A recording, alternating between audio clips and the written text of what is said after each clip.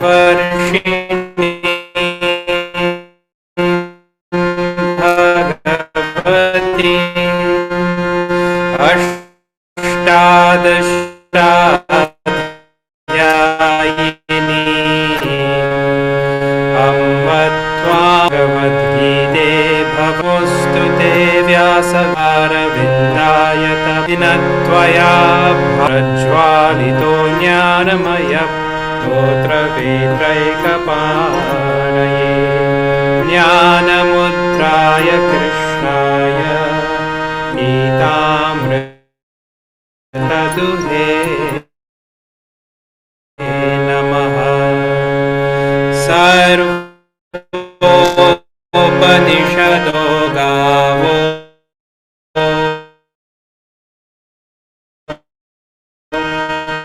दोग्धा गोपालनन्दसुधीर्भोक्ता वसुदेवानुरमर्दनम् देवकी परमानन्दम् कृष्णं वन्दे जगद्गुरुं। हरि हरि ओम। Okay, warm welcome to everybody who's joining, and we are seeing chapter 2 of Bhagavad Gita, verse by verse. Where we left it off last time was verse 8. So if you have your Bhagavad Gita there with you, please turn to verse 8. Right. Okay.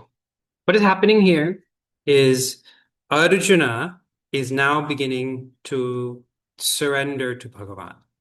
And the situation of his life, which put him in the middle of a battlefield, at odds with his own desires, brought him to his knees.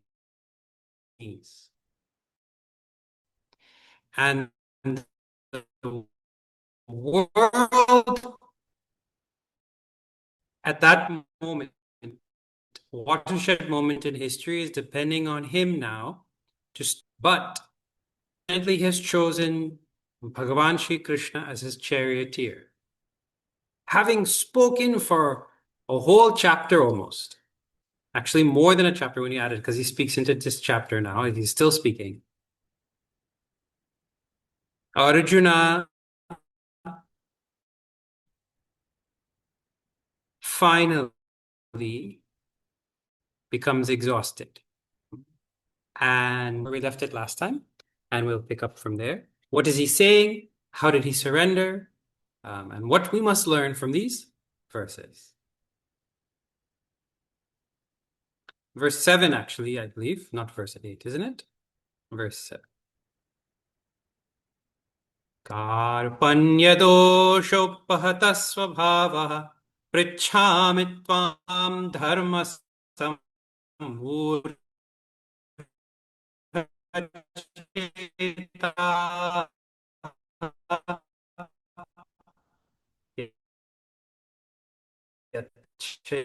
Yasyan purohitan me shishyasteham shadhimam tvam prapannam. Krishna shouted at Arjuna and gave him shock treatment.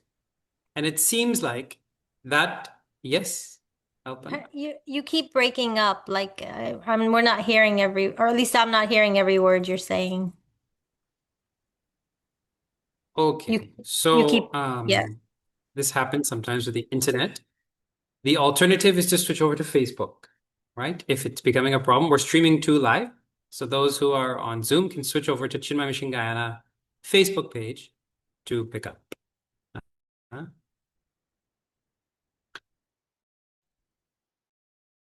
Otherwise, I can't do anything. Is it the wireless internet issues?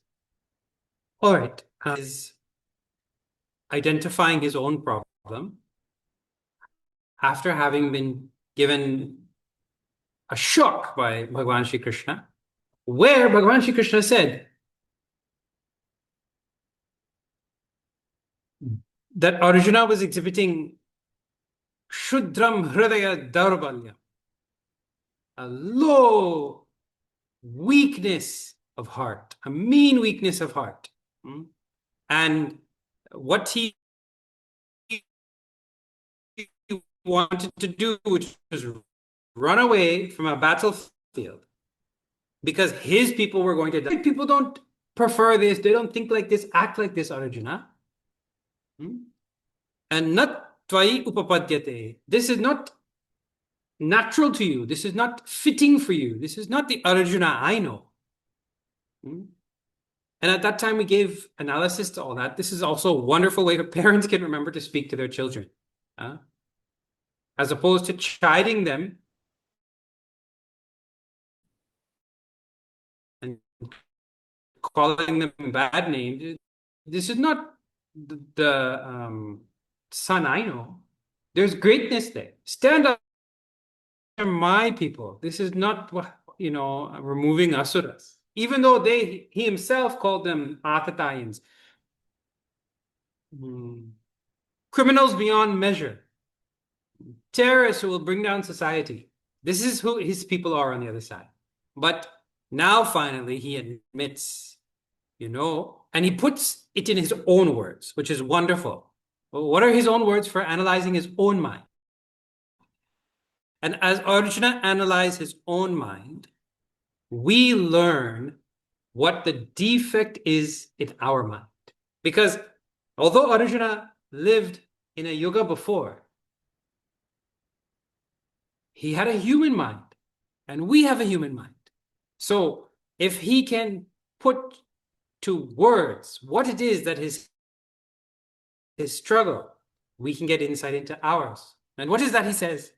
My swabhav, my very nature. What is my natural tendency? It has been upahata, stolen away by a danger of karpanya, he calls it, a danger of miserliness or too much pity. He's feeling pity for himself. So that's the word he uses.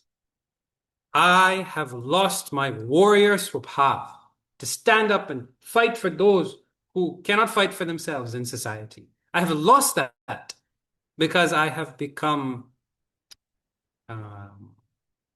affected by miserliness, smallness, narrowness of vision. I heard this beautiful Hindi phrase, makichus. You ever hear that? To describe what miserliness is. And you can never forget it. It refers to the person who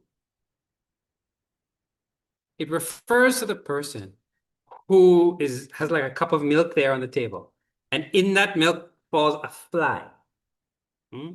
And he is so stingy about giving or sharing any of his milk. He will pick up the fly and suck, discard the fly, because he cannot lose a little bit of his milk. So Arjuna is admitting, I have now a stinginess in my heart, which allows for me to only be motivated, only care about, only consider my people. And to heck with everybody else and what they might go through and all of that. He's forgetting even what Draupadi went through in the court. He's forgetting that these are the same people who did that.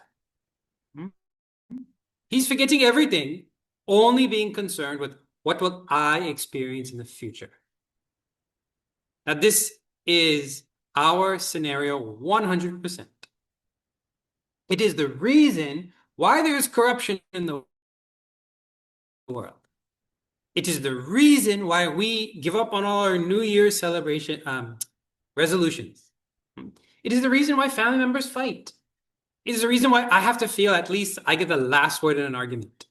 If you trace it back, you will find, finally, when I do my calculation about what I should care about, my heart only calculates what it imagines is my own little rice bowl. Whatever fits in my rice bowl, that is all that matters in the world.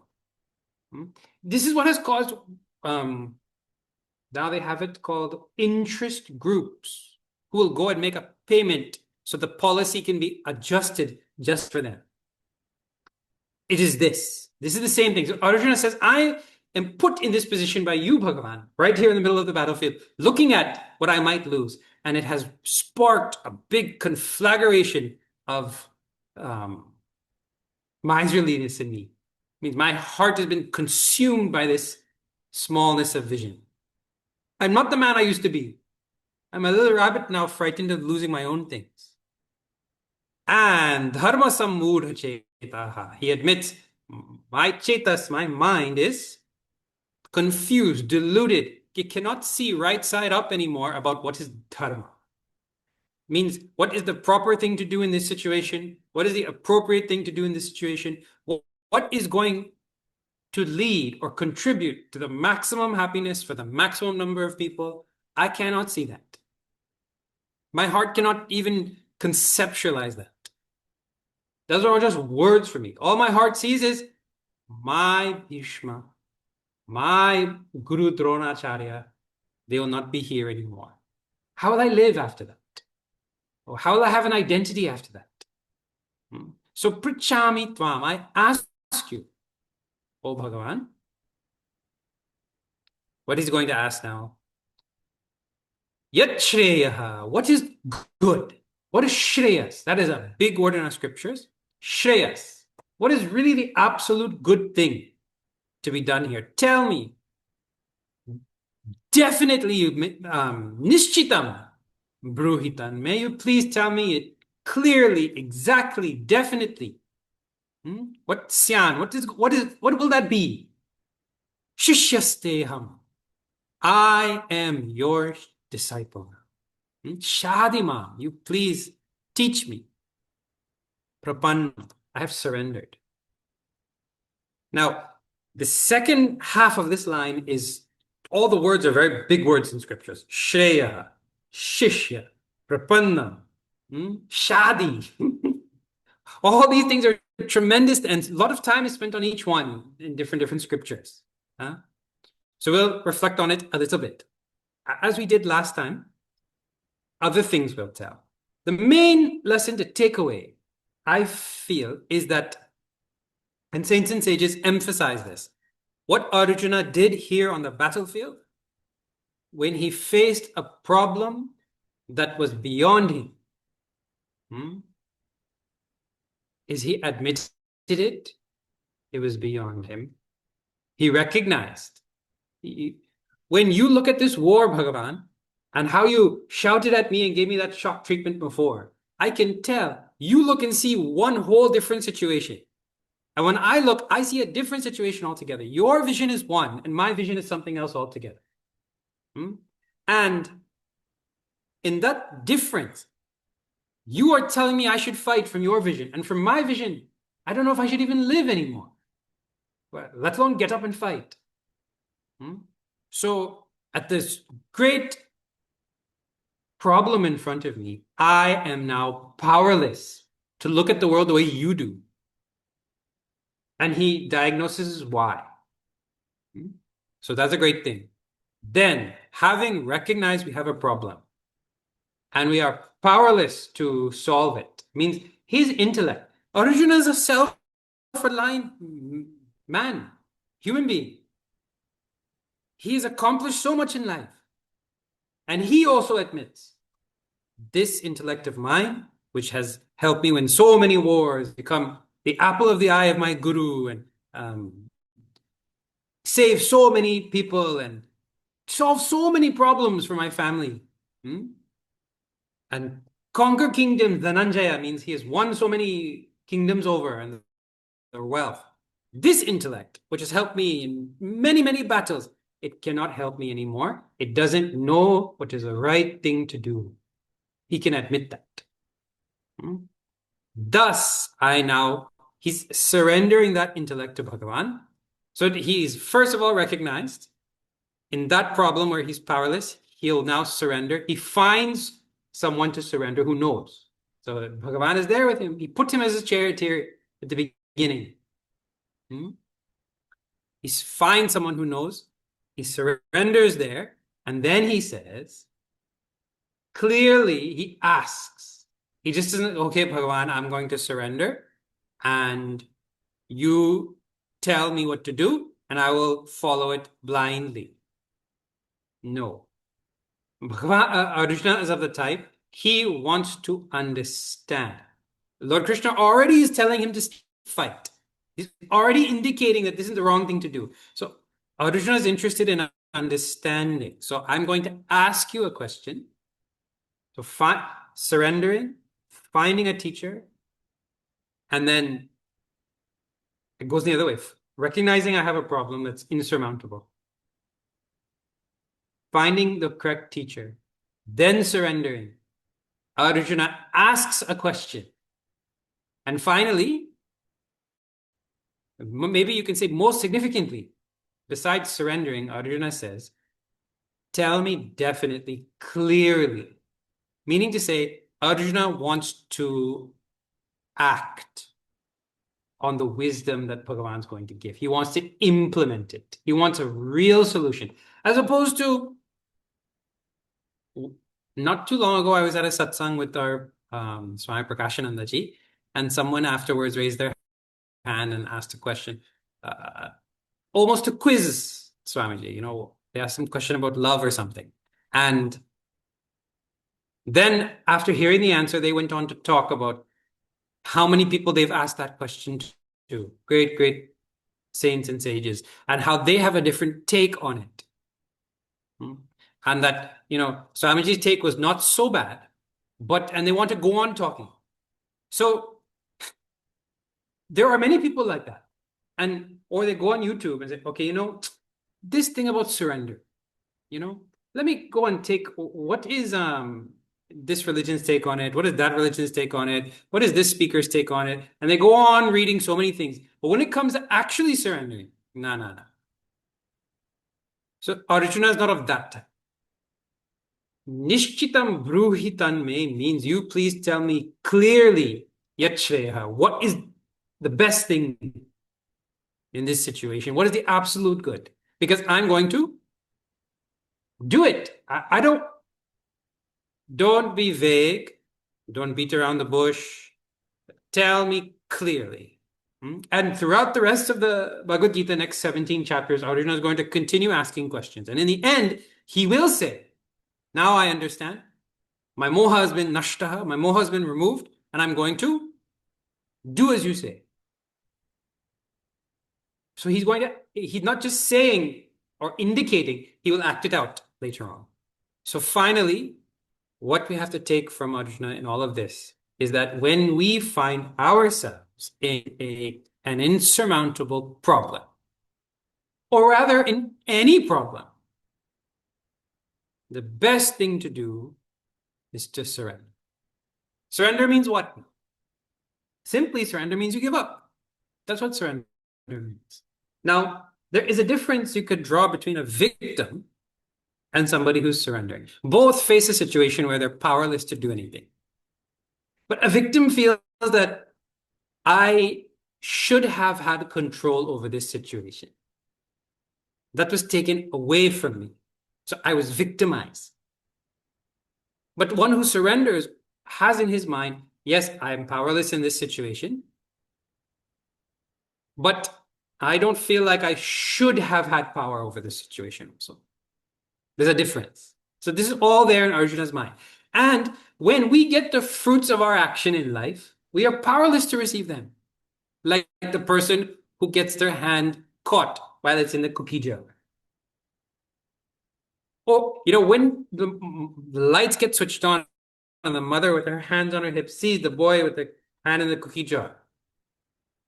At that moment, we are powerless now. No, we have been caught. So what most people try to do at that moment is not surrender. We try and find another solution to avoid the problem. Our Puja Swami Prakashananda ji, he's given such an example, it never leaves my mind on this. The human being trying out a new solution is like putting your hand over a candle, and then when it starts to burn, going and get some ice to put on top. This is the human solution to problem. Or if you build your house in Guyana, if you don't put the proper foundation and you build your house and the land is waterlogged, and so the walls start to crack and the foundation starts to shift and the paint starts to peel with all the moisture. So what do? You give it a nice paint job, buy nice furniture, put in nice furnishings, big TV and all that. Will that solve the problem? That problem is going to appear in so many different ways.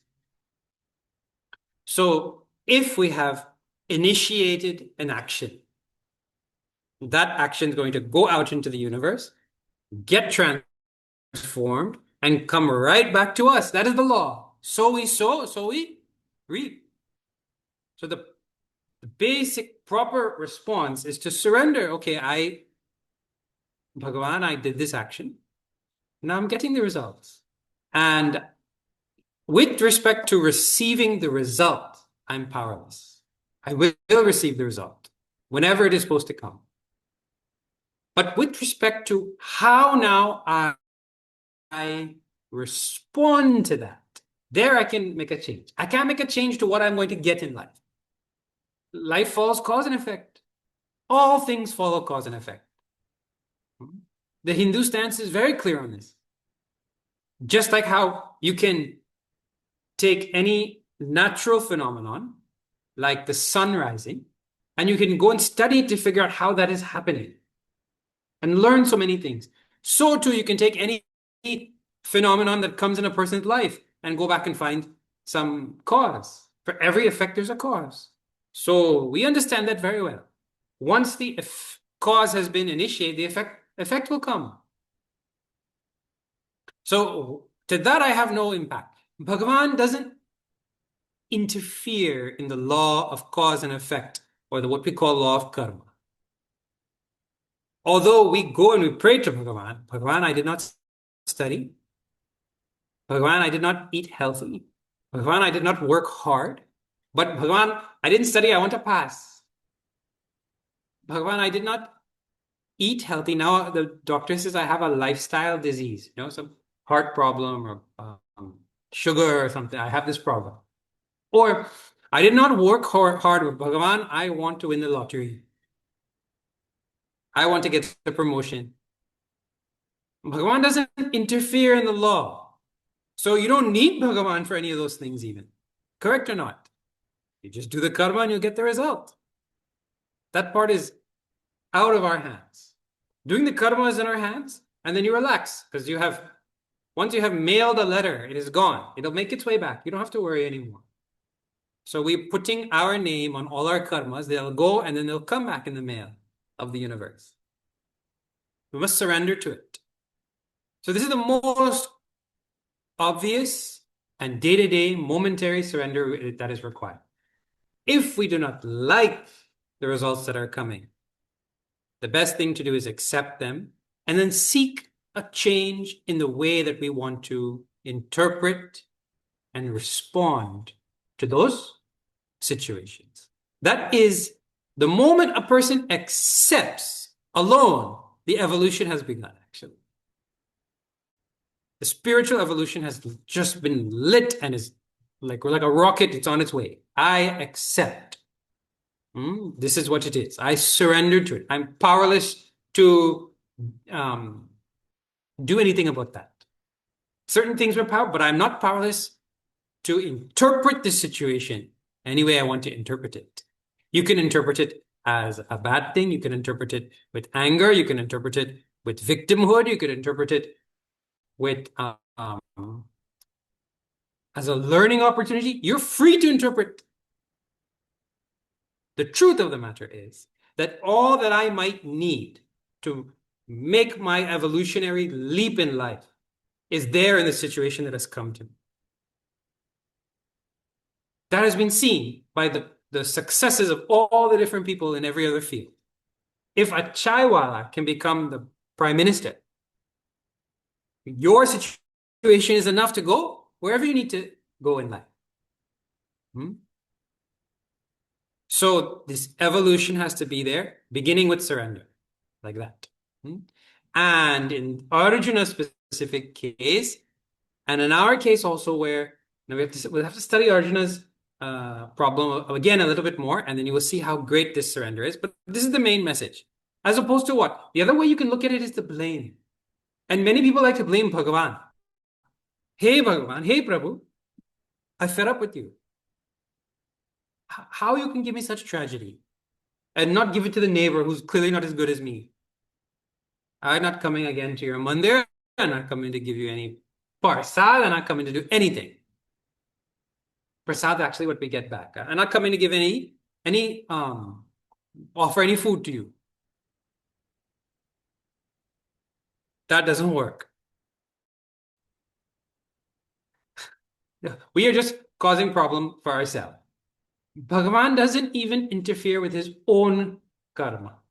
When Naradji gave Bhagavan Vishnu Shrap to be born and then lose his wife and then need monkeys to help him, Bhagavan took that on, and out what we have is not Ramayana.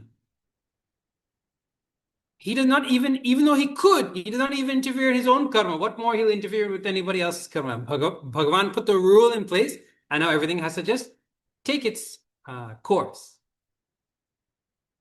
Any other solution we take up, besides to surrender to those things that we really are powerless to deal with, is going to be a problem. That is the message. When we find ourselves in a problem, we surrender. We surrender to Bhagavan, we surrender and his laws. This is demonstrated nicely in the Upanishads by Nachiketas. Now, this is where we left it last time, where Nachiketas gets a sudden change in his situation. His father, during a yajna, just speaks, "Oh, I'll send you to death," because the beautiful boy was coming and asking his father about this and mentioning things, and the father got upset. Long story short, and he said, "I give you to death." When Nachiketas ji came and said, "Who will you give me to?" That was his response. Then you can't call him a boy, because when you see the wisdom, that wise Mahatma of Nachiketas in the form of a young boy, he said, "Kim svidyasya kartavyam yanmaya adya karishyati." What could possibly be yamasya kartavyam? What is this work of yama? That now yanmaya, through me now, karishyati, is going to be done. Because he's sending me to Yamraj. So Yamraj, there must be some big grand plan happening, and now this is my situation. This karma is lined up with this, so this now I have to go to. I wonder what's going on in the universe that I have to go here now and do this. That is not acceptance. That is beyond acceptance. That is not surrender. That is beyond surrender. Now he is welcoming and engaging with the possibility of his own death. Such balance of mind. We have great heroes, and when we study Kathopanishad, or you study on your own Kathopanishad, you will see that Nachiketas, with that balance of mind, what he was able to achieve, the highest of the highest, and he blessed all of mankind. Right. This is the solution. And wherever you find surrender, you find individuals making progress. The devoted scientist and the devoted musician and the devoted martial artist, you can say, they have surrendered themselves to an altar of their field. They understand that, well, this field demands of me certain things. Then only will it reveal the secrets. And who's going to be successful? The devoted scientist, or the one who has internal argument with how much trial and error and hypothesis and all that is required?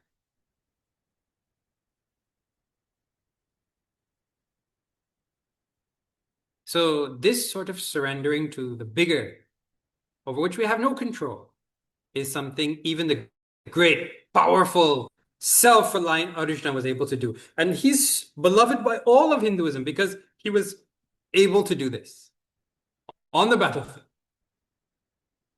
That is why Bhagavan chose Arjuna also. He knew he will talk in Trinity. They don't have this phrase in Guyana. I wonder what the phrase is. In Trinity, is Bakpakawe. What is the phrase in Guyana? You can put in the comments. He will just go on talking, right? But finally, he will be the one to surrender and ready to follow up also. Then Arjuna adds one more line. Nahi prapashyami mamapanudyat yachokamuchoshanam indriyanam avapya bhuma vasapattam mriddham rajyam suranam pichadhipatyam. He adds now, Arjuna adds a statement that could be read about any aspect of life. He speaks from his own point of view about a truism. He says, I can certainly not see, nahi prapashyami, my mama apanudyat yat shokam uchoshanam indriyana. Okay, so this shoka, which is drying up my senses, which is sucking out my vitality, which has drained me, slumped over, and I don't have energy to lift my hands also. This sorrow, which has drained my vitality and dried up my senses,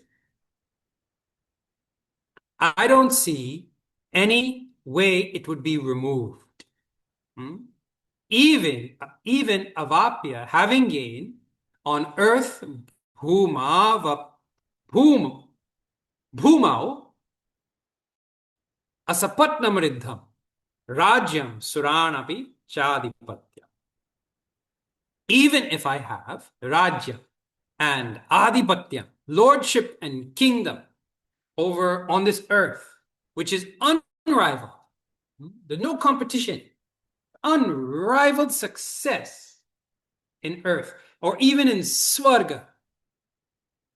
Even if I sit on the throne of the Devas and every single power is available to me forever and ever, and it's unrivaled, even if I get that type of success, worldly success it is called, I don't see my sorrow going away. This sorrow, which has the power to dry up my vitality. This is his statement. We don't feel that sorrow so bad like Arjuna's feeling here. But this is what we have to learn. See, we're all in some form of tension, correct or not? You can call it tension. You can call it bondage. You can call it limitation, but we're all bound in some way. And Arjuna is looking at his bondage like iron cuffs. And he's saying, even if you put me in the throne of thrones, in modern day language, even if I become the richest man in the whole world, everybody loves me. Nobody wants to take me out. Everybody wants to serve me. Unrivaled kingdom and lordship and love from every corner. My hands will still be bound here by these rusty chains. I don't see any way this is going to be removed. In the form of his whole personality is bound by sorrow. What we do in life is we say, okay, I have some tension in life, but if I can just take these rusty chains and make them silk, put silk inside so they don't feel so rough, and make them gold and bejewel them and do other things to the chains, I may not notice that I'm still bound. So, in other words, for example,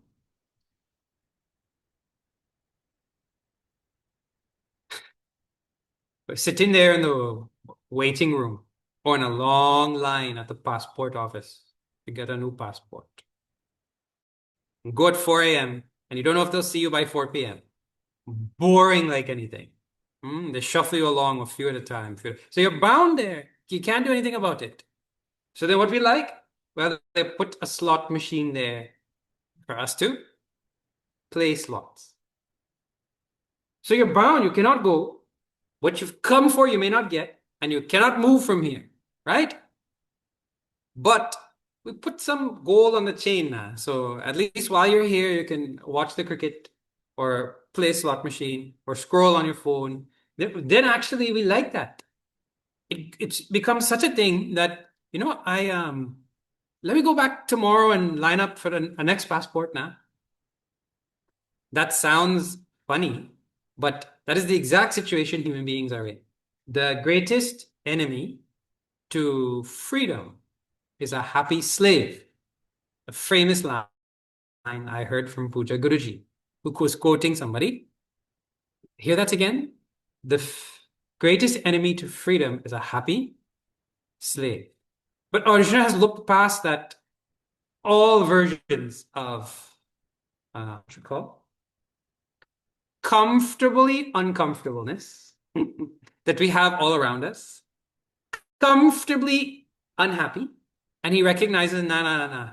No matter what worldly accomplishment I get, it is going to be rigged with this sorrow that I'm facing here today. If I kill my people on the other side of this war, no matter what happens in the future, this experience is going to be there. I see no way it is going to ever go away. Now you have to see, because Arjuna was so affected by life's truism that whatever we gain in life worldly is rigged with sorrow. Huh? It wasn't enough for Bhagavan just to do anything. Bhagavan had to now explain to Arjuna to remove that sorrow at its root. The reason this is true, what is the truism? No matter what we get in life, no matter how great, it is going to be rigged with some sorrow. That is because the sorrow is a spiritual problem, and we are trying to fix it with a worldly solution. That is why. See, we can't even fix an emotional problem with a physical worldly solution. Have you seen? Suppose somebody's feeling self-conscious, or they have fear, or they have shame. There's an emotional problem. And so they think, okay, I'm going to take up a physical solution. If I'm feeling self-conscious about how I look, I'm going to change how I look. I'll get makeup, or I'll go for a hairstyle, or change my fitness level or whatever, right? So did they solve that problem or not? Check and see. Has the self-consciousness gone away or not? No, the self-consciousness remains 100%. Now it is, well, I am only as good as long as I can keep this up. That is a bigger problem, actually. Before I didn't have I was feeling self-conscious. Now I'm self-conscious and I have to keep up appearances. One man in a village used to be teased for being stupid. He wasn't so smart. But he was emotionally hurt by that. So he made up his mind to take up the opportunity that is available now and go and get a PhD for free. And he got a PhD. Then he invited everybody in the village back for a big dinner. They went out for dinner. And as a celebration of his doctorate, and he made everybody call him Dr. Singh. Dr. Singh, right? Then what happened? Came time to calculate the tip on the bill. And he pulled out the calculator. And they all start to tease him again. You went and got a PhD in quantum physics, and you can't do quantities to figure out the tip on the bill? You is the stupidest PhD I ever meet. And so that now his emotional problem went away? No. But he was resolute. He went to get a master's now because he can. He went to get a master's in mathematics. And he stopped using calculator and all of that. He invite everybody again for another dinner. And he made sure to tell them about quickly doing math anytime, any opportunity. He was doing math and showing everybody and talking about quantum physics and all that, right? Well, Especially when the tip came, he did all that. At the end now, when it's time to go and all that, they stayed quiet. One man came very softly and he said, Dr. Singh, you learn how to do mathematics, but you didn't learn how to become humble. All of us got degrees also. You didn't hear us talking all night about how smart we are. You're still the most stupid doctorate masters in the village. So again, now you feeling? The point is, you cannot solve even an emotional problem with something physical. What more a spiritual problem with something physical? Arjuna has an argument with reality. This is his spiritual problem. His whole psyche is saying, Nana, no war. War cannot be here. I cannot be part of this. My family cannot die. This cannot be happening. I want to undo, redo, change what is going on in this world. His whole psychology. And it has got him bent and down on the floor. So he has an argument with reality. You think any kingdom will ever solve that? No. More than that, he has an argument with his very identity. I am powerless in this situation. My family members will fight and they will die. I have no control. I can't do anything about that. I want to run away. If I run away, I'm powerless of what they will call me. If I stay, I don't want to win, but I'll have to fight. So he has an argument, another argument with his powerlessness. He's not going to forget that life can put him in that situation and bring him to his knees, even if he gets kingdom. Arjuna has an argument even with his relationship. Bhagavan, you're looking at all of this and telling me to fight for the welfare of everybody. You're looking at me as though I'm related to everybody. But I have an argument with that. I don't care about being related to everybody. In my mind, I only want to be related to my people who are close to me. So I don't want this other relationship. And if I lose my guru, if I lose Bhishma Pitamaha, the stalwart of our kingdom, I don't know what I am anymore. Who am I? And if my identity is with them only. So I have an argument with reality, the way things are. And he admits this will not be solved by sitting on any throne or having any fan or eating any grapes or conquering more wealth. This problem can't be solved like that. And it is, although he is seeing it in such a stark way, it is true across the board. We must all know that. Whatever worldly accomplishment we get, it is fine to go and get it. But in our mind, we have to know, as Arjuna proclaimed very clearly here, it is not going to remove our sorrow. It means it's not going to make my life permanently happy. It's not going to remove the emotional problems, let alone my confusions or worries or anxieties, and even any argument I have with life. Those all will be remained. In fact, more accomplishments means all of those things become more emphasized. This is the nature of life. It is rigged with sorrow. The only solution is handed out by the rishis. The person has to come inside by the guidance of the rishis and resolve all their arguments with reality. And that is to be done in finding oneness with Bhagavan. Otherwise, there's no solution. So Arjuna admits this on the battlefield. And he connects. I'm not going to fight unless I can solve this problem. He puts that problem at the feet of Bhagavan Shri Krishna. He did the right thing in the moment of trouble. So then Sanjaya says,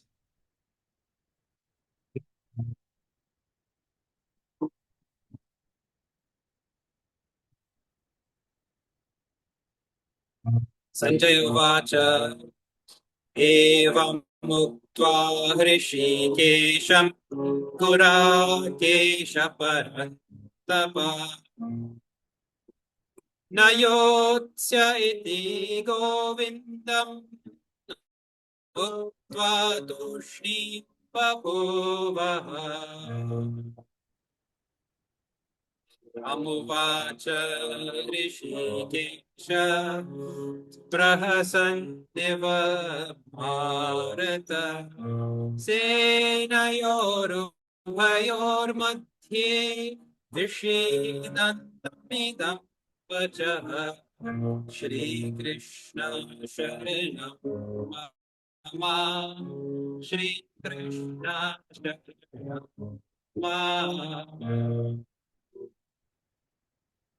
Sanjaya, who is reporting to Dhritarashtra what is going on in the battlefield, he now speaks to Dhritarashtra. What he says, Gurakesha, Arjuna, who is so alert but has suddenly become despondent, that Arjuna, having thus spoken to Hrishikesham, Lord Krishna, known as the, what you call? Well, let's see, it comes again. Gurakesha spoke to Hrishikesha. Arjuna thus spoke to Bhagavan Shri Krishna. Arjuna, who was Purantapa. This refers to Arjuna, who is a scorcher of foes, Dhritarashtra. He floors anybody he fights with, Dhritarashtra. That Arjuna, he said, Nayotsya iti Govindam. I will not fight Bhagavan Shri Krishna. Then, Tushnim Babhuvaha. He became quiet. Finally, he stopped speaking, exhausted. And then in the next verse that we chanted, Tamuvacha Hrishikesha Prahasanniva Bharata, O Dhritarashtra Bharata, king of the Bharatiya dynasty, Hrishikesha, Lord Krishna, then said, as though smiling to Arjuna, Senayor Vayor Madhye, there in the middle of the battlefield, to the crying one, Arjuna. He doesn't give his name even. So Arjuna became quiet, but he was still crying. Tears are flowing from his eyes. This is the word-by-word meaning. So this is a transition, these two verses, where Sanjaya is showing so many things. First of all, he's in front of Dhritarashtra, who is the king and who has a blind, who is blind and emotionally blind for his sons. The Kauravas on the opposite side, the wicked side. Sanjay is telling about the other side, the good side, the Pandavas, and saying, here, Arjuna, who is going to floor your side. He's hinting at him. Meaning, this is being told on the 10th day of the war. It means, Dhritarashtra, you still have a chance to call back Duryodhana and end this thing. Because Arjuna is going to win. That Arjuna said, I'm not going to fight. Then, it's interesting that he used the word Hrishikesha 2 times.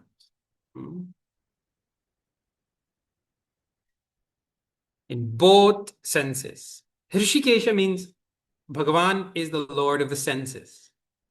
And Arjuna, whose senses have dried up, he just said, whose vitality is all gone, is appealing to the Lord of life, who lives in all the senses. Only you can give me the strength again to stand up and fight. Like that, saints and sages tell. But the thought that we need to spend a bit of time on is that there in the middle of the battlefield, where the death is imminent, and all the trumpets have been blown, and the air has just on edge with going to be dripping with blood, in that type of terrible Vishame, it's called, that uneven, unnormal, sad, about to be tragic situation. And in front of him is Arjuna, who's supposed to lead the side of the good, and he's crying, and he just said, I won't fight also. Who do you have? Bhagavan Sri Krishna. And what is his expression? A smile. The sky has literally fallen down on all of society. Everything looks terrible. And Bhagavan Sri Krishna is the one being there who's still smiling. You can't get a more stark image than, and so it's given there by Sanjaya as though smiling. In his mind, he was smiling, and you can imagine what an as though smile will look like. Why didn't Bhagavan smile in such a terrible situation? Throughout Ramayana, you see Bhagavan Ram laughs and laughs and laughs. And the Lord comes to demonstrate how we all should be. The very simple, obvious, standout message is keep smiling. Even if the sky falls down, the right response is always to keep smiling. You and I are designed for it. We are the only creatures on the planet who can smile. There are many people with parrots here in Guyana, and they train them to laugh. But they're not laughing, they're only imitating. And some people say laughing hyenas laugh, but they're not laughing. When they're in pain or when they're trying to communicate, that sounds like a laugh. The only creature who can smile and laugh is us. Well, some creatures, I think I've seen a puppy in just ease. You kind of see a hint of us, but it's not smiling and laughing. No, definitely nobody can do. So, because you can, you should laugh. And there's endless benefits to the body and all of that. But the message, more than that now, is why I have to laugh. I mean, why can't I laugh? Well, we did not make the sky fall, and we can't put it back up also. So the powerless, helpless, hapless jiva can at least do this one thing. Laugh, because these are not things in your control. Why are we going to worry about them? That's Bhagavan's business. Like that. Saints and sages also tell that Arjuna just surrendered 2 verses ago. So he wants to learn. And through that, he will transform. And through this question and this transformation, the world will get Bhagavad Gita. Up to now, Arjuna, saints and sages explain like this. Up to now, Arjuna, we've been hanging out together. But you never came to ask me such important questions about life. Now I will give you something called Upanishad, Vedanta, Atma Nyan, Atma Vidya. I'm going to give you. I've wanted to give this most precious thing that will fulfill you for your life. I've wanted to give, but you can't give it. It has to be asked for. You have asked now. So Lord Krishna is happy to give this.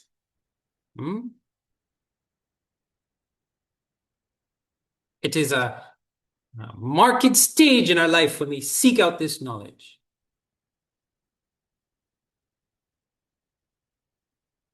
The other point Satan sages say is that, like when you go to a doctor and you say, Doc, I have this illness and I can't figure out what it is, and I tried this thing and I tried that other thing and nothing will work. And when the doctor looks at you half smiling, what does it mean? It means right away, you're showing all the symptoms. This cannot be only anything but that thing. And I know the solution. I know how much you're suffering and how confusing it is and all that. But so his Bhagavan's smile is reassuring. This is no problem, Arjuna.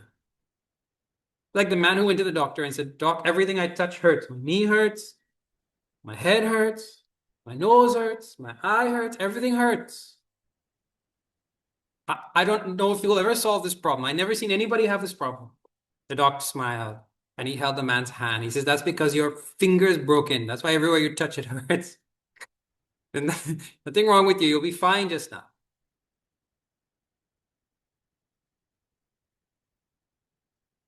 Bhagavan knows that he has the solution that will solve this problem. Hmm? So like a doctor, he smiles. Then also Bhagavan's smile is like Maya. When Bhagavan smiles, he can remove delusion with just that. Or a person can get deluded with just that. He carries with him the whole power of the universe that deludes all beings or gives knowledge.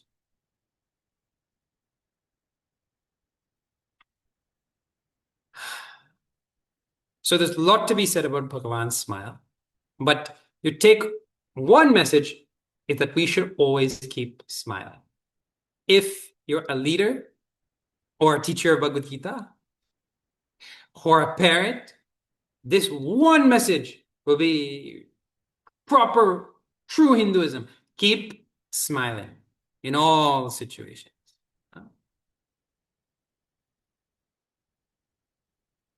Okay, I think here we'll leave it. Time is elapsed on verse 10. Verse 10. Those who are on Zoom, you can stay back and we can have our discussion, ask any questions. Those who are joining online on Facebook, a warm Hari Om to everybody, and we'll see you again next week. Oh, quick couple of announcements. If you do not have a copy of Bhagavad Gita, I encourage everybody to get a copy of Bhagavad Gita. This is the most famous, called the Holy Gita, with commentary by Swami Chinmayanandaji. If you liked anything that you heard here today, it is nothing but Puja Gurudev's work in Gurudev's commentary here. The other announcement is please look out for major programs this year, being the 75th year of Chinmay Mission. You'll be seeing on Facebook shortly so many wonderful programs that will be happening, like 108 nights, like 108 Havan Kund, Hanuman Chalisa Havan. To the Hanuman Chalisa, we'll have it on a big ground, and everybody can come and do Havan at the same time. It'd be a tremendous contribution to society, a tremendous sadhana. It will be uplifting for the nation. And also, of course, Gita chanting competition will begin this shortly. A little bit about the Gita chanting competition for everybody. It is a free program. It is easy in the sense you just come online twice a week for half an hour. It is open to anybody who is 5 and above. And you will have an expert teacher teach you to chant one chapter of Bhagavad Gita, and that is chapter 12, Bhakti Yoga. And after about 7 or 8 weeks, you'll be able to chant fluently, just from half an hour twice a week. And everybody is awarded in this competition who chants well. And if you do the exercise, we can guarantee you will chant well and you will get a medal. This is how it works. This will be the 3rd year now in Guyana. So many people have learned to chant. And then you go back to your mandir, you chant for all the different festivals, you chant for Bhagavan Shri Krishna, you chant before any major satsang. It is now available to you and you can help the village. And those who learn to chant, you can become teachers next year. So please do look out for that. We would like anybody who's interested from across Guyana to participate. And we have been working for months to train teachers. So we have enough people that we could train as many people who want to join. Look out for that information. It'll be coming out shortly. Bhagavad Gita chanting competition. It is a competition against ourselves. All right. Hari Om, everyone. See you next time. Om Purnamadah Purnamidam Purnat Purnamudachyate Purnasya Purnamadaya Purnameva Vashishyate. Om Shanti Shanti Shanti. Harihi Om Shri Gurubhyo Namaha. Harihi Om.